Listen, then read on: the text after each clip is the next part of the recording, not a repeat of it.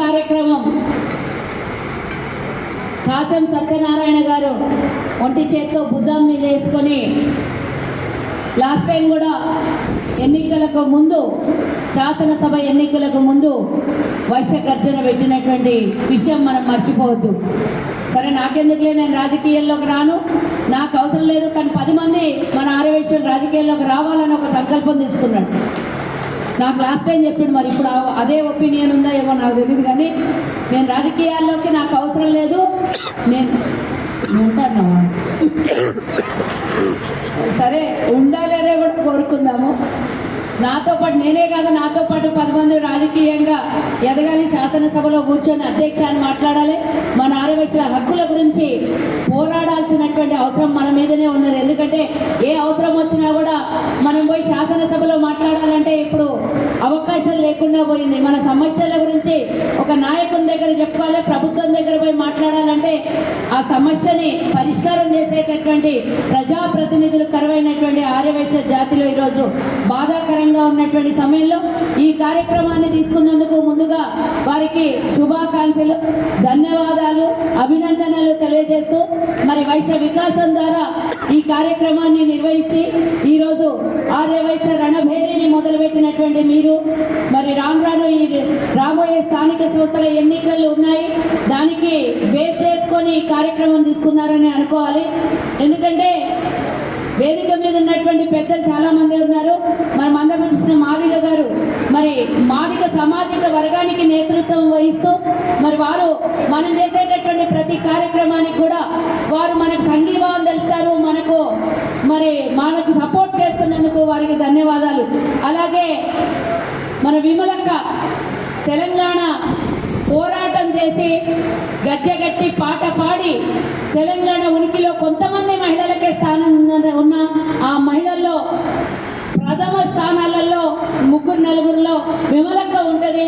ఈరోజు మన ముందు ఉన్నటువంటి విమలక్క కూడా ధన్యవాదాలు. మా ఆర్యవైశ్య గర్జనకు ఇచ్చేసినటువంటి మీకు కూడా ధన్యవాదాలు తెలియజేస్తూ, అలాగే ఏసీపీఎస్ ప్రేమ్ గారు, అలాగే కాంగ్రెస్ పార్టీ జనరల్ సెక్రటరీ అయినటువంటి ఉప్పల శ్రీనివాస్ గారు, అలాగే ఈనాటి ముఖ్య అతిథులైనటువంటి మన శాసన మండలి సభ్యులైనటువంటి మరి బొక్కర దయానందన్న గారు, వేదిక మీద ఉన్నటువంటి అవోపా అధ్యక్షులు శంకరన్న గారికి, శంకర్ అంకుల్ గారికి, అలాగే చాలా మంది ఉన్నారు, శ్రీధర్ గారికి, మరి ఉపేందర్ గారికి, వేదిక మీద ఉన్నటువంటి చాలా మంది కూడా. వీళ్ళందరూ నేను చెప్పేది ఏంటంటే అవసరం వచ్చినప్పుడు రాజకీయంగా కాదు, కులానికి కూడా ఏ ఇబ్బంది అయినా కూడా ముందుండి పోరాటం చేసే వాళ్ళందరూ కూడా ఒక్క వేదిక మీదకి వచ్చి ఆర్యవైశ్యుల ఐక్యత చూపించుకోవడానికి, బలం చూపించుకోవడానికి, మనకు కావాల్సినటువంటి హక్కుల్ని అడగడం కోసం ఒక వేదిక కావాలి.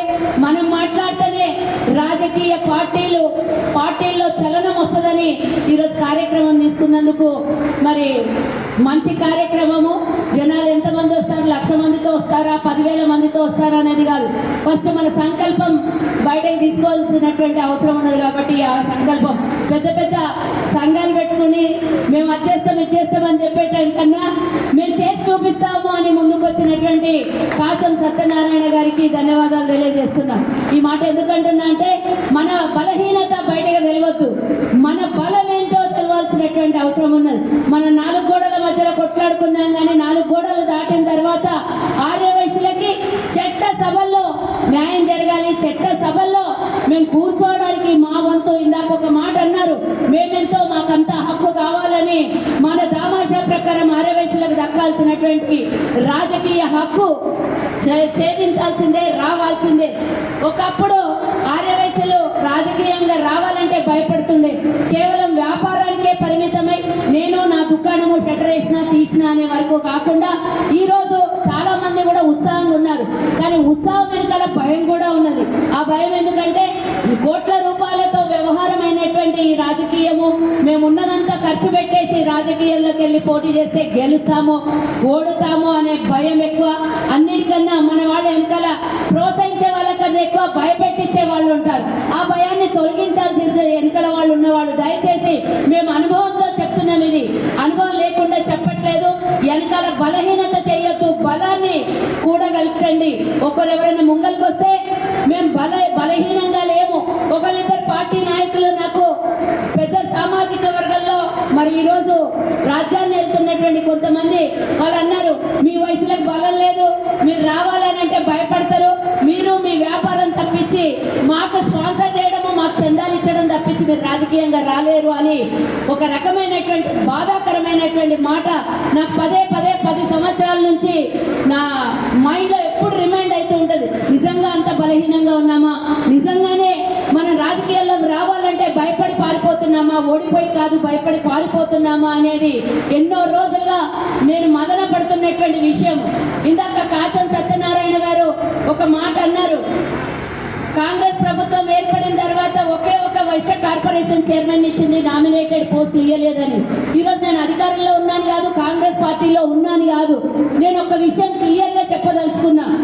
మనం నిజంగానే రాజకీయంగా ఎదగాలనంటే పార్టీలు పూటకో పార్టీ మారకుండా ఉన్న పార్టీలోనే బలంగా ఉంటే ఇప్పుడు లేకుంటే రేపన్నా మనకు అవకాశం వస్తుంది. మనల్ని నమ్మే పరిస్థితులు లేవు ప్రభుత్వాలు. ఏ ప్రభుత్వం వచ్చినా కూడా వీళ్ళు వ్యాపారం కోసం ఏ ప్రభుత్వం అధికారంలో ఉంటే ఆ ప్రభుత్వంలోకి వెళ్ళిపోతారు ఆరవేశులు, అందులో సైలెంట్గా ఉంటారు. బయటకు వచ్చి వీళ్ళు కనీసం నినాదం చెయ్యరు, అడగరు. మెత్త అనేది చాలా రకాలుగా మన మీద ఉన్నటువంటి భ్రమ. ఆ భ్రమల్ని తొలగించాలి. నిజంగానే ఒక కండువ కప్పుకుంటే ఆ కండువను పార్టీ ఓడిపోయినా సరే, పార్టీ గెలిచినా సరే, అధికారంలో ఉన్నప్పుడు అందరూ ఒక చేటకు వచ్చి అధికారం పోగానే ఒక్కసారి సముద్రంలో నీళ్ళు అలా వచ్చినట్లు అలా వెళ్ళిపోయి మళ్ళీ అధికారం ఉన్న పార్టీలోకి వెళ్ళిపోవడం కాదు. నిజంగా 10 ఏళ్ళు నేను పోరాటం చేసినప్పుడు నేను రాష్ట్ర స్థాయిలో కేవలం ఒకే ఒక్కదాన్ని ఆరవేశ మహిళని, అది కూడా నేను కొట్లాడేదాన్ని. ఈరోజు అధికారంలోకి వచ్చినాక మరి లీడర్లు కనబడకపోతే పదవులు ఇవ్వాలంటే ఏ ప్రభుత్వం ఉన్నా కానీ ఏ పార్టీ అయినా కానీ వెనకంజ చేస్తుందా వేయాలి. కాబట్టి మనల్ని నమ్ముకున్న వాళ్ళు, మనం నమ్ముకున్న పార్టీలు, మనల్ని నమ్ముకున్న పార్టీలకి ద్రోహం చేయొద్దు. ఉన్న పార్టీలలో ఉండి గట్టిగా మనం బలం నిరూపణ చేసుకోవాలి. అవతలోడు అరే ఆ పార్టీ ఓడిపోయింది కాబట్టి ఇక్కడ ఉంటే మనదేం పప్పులు ఉడుకో, మనం పోవాలి, ఇంకో పార్టీలోకి పోవాలి, గెలిచిన పార్టీలోకి పోవాలని ఎవరో ఒకరు చెప్పగానే అందరూ మనం ఆ పార్టీలోకి వెళ్ళిపోతే ఇట్లా నమ్మకం లేని చోట మరి రాజకీయం చెయ్యలేమనేది ఒక్కసారి గుర్తుంచుకోవాలి. కానీ ఇంకో విషయం ఈ సందర్భంగా నేను గుర్తు చేస్తున్నా, రేపు స్థానిక సంస్థల ఎన్నికలు రాబోతున్నాయి. ఫుల్ టైం పాలిటిక్స్ చేస్తేనే మనం నెగ్గగలుగుతాం. ఎవరన్నా ఒక్కరు పనిచేసే వాళ్ళు ఉంటే వాళ్ళని భుజాలను తట్టండి, వాళ్ళకి కావాలంటే ఆర్థికంగా సహాయం చేయండి, నిలబడతాని. వేరే ఇప్పుడు సామాజిక వర్గాలు ఉన్నాయి నాతో, వాళ్ళు చర్చించిన విషయం ఒక్కసారి మీకు మళ్ళీ నేను రిమైండ్ చేస్తున్నా. మేము మా సామాజిక వర్గం పోటీ చేయాలని అంటే మా పెళ్ళాలకు మెడలో పుస్తలు తాడమ్ముకుంటాం, మా బంధువుల మిత్రులు అందరూ తీసుకొని వచ్చి అమ్మైనా సరే పోటీ చేస్తాం. ఓడిపోతే ఒక్కసారి పోయేది వెళ్ళదు, మళ్ళీ ఒకసారి ప్రయత్నం చేస్తామన్నారు. కానీ మనవాళ్ళు దానికి భయపడి ఎన్నికి పోయి ముంగల్కి వచ్చిన వాళ్ళని కూడా ఎన్నికి దోస్తుంటాం.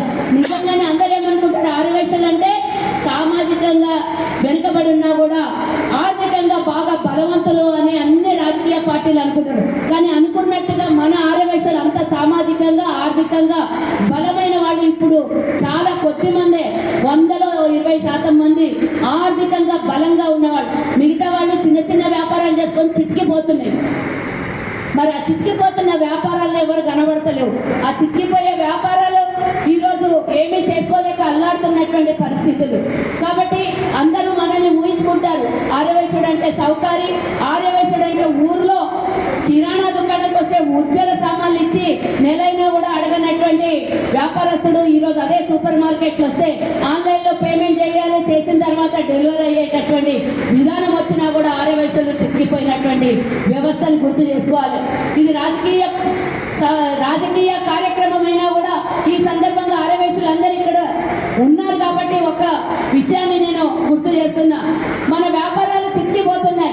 ఎక్కడి నుంచో రాజస్థాన్ నుంచి, గుజరాత్ నుంచి వచ్చి ఇక్కడ సూపర్ మార్కెట్లు పెట్టి మనకన్నా ₹1 తక్కువ అమ్మి, అది కూడా సెకండ్ మాల్ తెచ్చి అంటే డూప్లికేట్ ఐటమ్స్ తెచ్చి మార్కెట్లో అమ్మి మన వ్యాపారాల్ని దెబ్బతీస్తున్నారు. కాబట్టి ఎప్పుడు వేదికల మీద మాట్లాడుకొని మనము వ్యాపారాన్ని దెబ్బతింటున్నాయి. మన చిన్న చిన్న వ్యాపారాలు చిక్కిపోతున్నాయి. టౌన్లలో కూడా సూపర్ మార్కెట్లు వస్తున్నాయి. ఆ సూపర్ మార్కెట్లను ఆపాలి అని ప్రతిసారి కోరుకుంటాం. కానీ నిజంగానే ఏ ఒక్క గ్రామంలోనైనా సరే, ఏ ఒక్క పట్టణంలోనైనా సరే వీళ్ళు రాకుండా మనం ఆపగలుగుతున్నామా?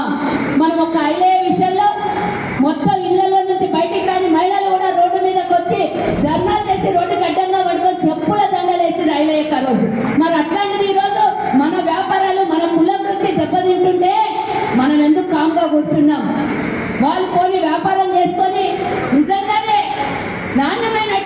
సరుకిస్తున్నారు అంటే ఇవ్వట్లేదు. నాణ్యతను కోల్పోయినటువంటి సరుకులు ఇచ్చే వాళ్ళని మనం ఈరోజు ప్రోత్సహించి ఈరోజు మన రాణిగంజ్ చూసిన వాళ్ళే, బేగం బజార్ నిన్న చూసిన వాళ్ళే, ఎక్కడ పోయిన వాళ్ళే, గ్రామాలలో బంగారం దుకాణమైనా సరే, వడ్డీకి ఇచ్చే వాళ్ళైనా సరే, ప్రతి చోట వాళ్ళే ఉన్నారు. మన వ్యాపారాలన్నీ కనుమరుగైతున్నాయి. కాబట్టి వాళ్ళు గ్రామాలకి, మండలాలకి రాకుండా కాపాడుకోవాల్సినటువంటి బాధ్యత మనది. వేదికలు పెట్టుకొని వేదిక మీద నుంచి ఇక్కడ నుంచి మనం 1000 మంది పోయి ఒక ఊర్లో జరిగేటటువంటి అన్యాయాన్ని ఆపలేం కదా. కాబట్టి దయచేసి మనకు దెబ్బతగుతున్నటువంటి వ్యాపారం, కుల వృత్తిని మళ్ళీ మనం కాపాడుకోవాలని అంటే వాళ్ళని మరి వ్యాపారం మన వృత్తి మనకు కట్టుబడేటటువంటి వాళ్ళని, మనకు ఇబ్బంది పెడుతున్నటువంటి వాళ్ళని తప్పకుండా మనం అడ్డగించాలి. రానియకుండా వ్యాపార సంస్థలు ఇక్కడ పెట్టనీయకుండా, వాళ్ళని ప్రోత్సహించకుండా ఆ పట్టణంలో కానీ ఆ గ్రామంలో కానీ తప్పకుండా మనం వాళ్ళకి ఎదురు దెబ్బ తీయాలని సందర్భంగా నేను కోరుకుంటున్నా. రాజకీయంగా మరి ఇందాక అన్నాడు 18 ఏళ్ళు అయింది కార్పొరేషన్ వచ్చని సత్తవని అన్నాడు, కానీ 18 ఏళ్ళు కాలేదు. ప్రభుత్వం వచ్చి 18 ఏళ్ళు అయింది. వచ్చినాక 8 నెలలకి మరి కార్పొరేషన్ ఇచ్చారు. 1 year 10 days అయింది నాకు కార్పొరేషన్ చైర్మన్గా ఇచ్చి 25 కోట్లు ఇస్తామని ప్రామిస్ చేసి అసెంబ్లీలో ఒప్పందం జరిగి ఆ తర్వాత వారం రోజుల క్రితం భట్టి గారు తాండూరు నియోజకవర్గానికి వచ్చినప్పుడు నేను అడగలేదు ఇక్కడ చెప్పమని, వారే ఆర్యవైశ్య కార్పొరేషన్కి ఇచ్చినటువంటి 25 కోట్ల నిధులని విడుదల చేస్తామని మొన్న ప్రకటించారు. మరి 25 కోట్లతో మనకు సరిపోతుందా అంటే సరిపోదు. మన దగ్గర ఉన్నటువంటి పేద ఆర్యవైశ్యులు చాలా మంది ఉన్నారు. మొన్న మనం రాజు యువ వికాసం ద్వారా, ప్రభుత్వం ద్వారా మనం అప్లికేషన్లు పెట్టుకున్నటువంటివి సుమారుగా 100 కోట్ల వరకు పేద ఆర్యవైశ్యులకి తప్పకుండా, అది ఎప్పుడు రిలీజ్ అయితే అప్పుడు తప్పకుండా 100 కోట్ల వరకు మన పేద ఆర్యవైశ్యులకి 70% పైగా ఇచ్చేటటువంటి మన సబ్సిడీని మనం పొందబోతున్నామని సందర్భంగా మీకు గుర్తు చేస్తున్నాను. అంతేకాకుండా ఇదొక్కసారితో కాదు, రేపు రాబోయే 3 ఏళ్ల తర్వాత జరిగేటటువంటి ఎన్నికలకి 1 సంవత్సరం ముందే సంగ్రామం మొదలు పెట్టాలి. ఇప్పుడు స్థానిక సంస్థలలో మనం ఈరోజు మహిళా రిజర్వేషన్ ఉంది. మన మహిళలు చాలా మంది సంఘాలలో పనిచేస్తున్నారు. ఏ కమ్యూనిటీలో కూడా ఇంతమంది మహిళలు కానీ ఇంతమంది ఆర్యవైశ్యులు కానీ ఏ కమ్యూనిటీకి లేరు. అన్ని సంఘాలు ఉన్నాయి. మనం అన్ని యాక్టివిటీస్ చేస్తున్నాం, తంబోలాలు ఆడుతున్నాం, కిట్టి పార్టీలు పెడుతున్నాం, కార్యక్రమాలు చేస్తున్నాం. ఇవి కాదు మన గోల్. మన రాజకీయంగా ఎదగాలి అని అంటే మన మహిళల్ని ముందుకు తీసుకురావాలి. మన వాళ్ళని కూడా స్థానిక సంస్థల్లో ఏది కూడా ఇది రిజర్వేషన్ అన్న మీకు తెలుసు, ఇది రిజర్వేషన్ ఇక్కడ కొట్లాడితేనో స్థానిక సంస్థలలో ఇచ్చేటటువంటిది కాదు. అక్కడ ఉన్నటువంటి స్థాన బలం కానీ అక్కడ ఉన్నటువంటి లీడర్షిప్ క్వాలిటీలు కానీ చూసి ఏ కులానికి ఇవ్వాలా అనేది కాకుండా అక్కడ ఉన్నటువంటి లీడర్షిప్ క్వాలిటీని బట్టి స్థానిక సంస్థలలో స్థానం దక్కుతుంది. కాబట్టి లాస్ట్ టైం కూడా 11 మంది మున్సిపల్ చైర్మన్లు, 2 డిప్యూటీ మేయర్లు, మిగతా చాలా మంది కూడా జెడ్పీటీసీలు అయ్యారు. అక్కడ ఉన్నటువంటి పరిసర ప్రాంతాల్లో ఉన్నటువంటి బలాన్ని బట్టి నిరూపించుకుంటారు తప్పించి అక్కడ మనకు తప్పకుండా మరి ఈరోజు కాంగ్రెస్ ప్రభుత్వం అధికారంలో ఉంది. మేము కూడా మా వంతు ప్రతి జిల్లా నుంచి తప్పకుండా మాకు దామాషా ప్రకారం మాకు సీట్లను కేటాయించాలని మేము ప్రభుత్వానికి, ముఖ్యమంత్రి గారికి వినతి పత్రం ఇస్తాము.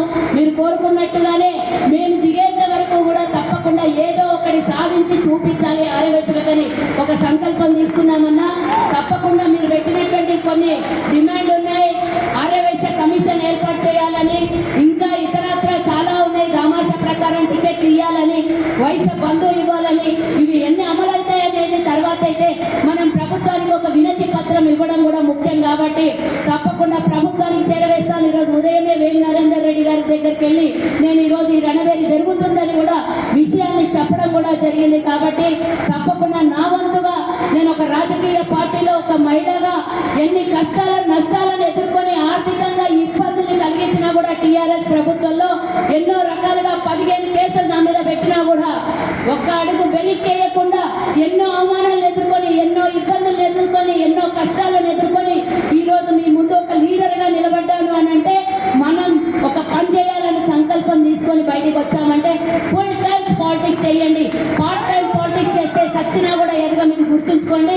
మన వాళ్ళు ఎవరైనా రాజకీయంగా రావాలని అంటే భుజం తట్టి ముంగలి తీసుకురావాలని సందర్భంగా కోరుకుంటూ రేపు రాబోయే స్థానిక సంస్థల ఎన్నికల్లో మన ఆర్యవైశ్యులకి అన్ని పార్టీల నుంచి మన దామాషా ప్రకారంగా అక్కడ ఉన్నటువంటి ఫలాల ప్రకారంగా మంచి స్థానాలు లభించాలి, గెలుపొందాలి, చాలా మంది చట్ట సభల్లో కూర్చోవాలని సందర్భంగా కోరుకుంటూ ఈ అవకాశం ఇచ్చినందుకు కాచం సత్యనారాయణ గారికి ధన్యవాదాలు తెలియజేస్తూ జై హింద్, జై వాసవి.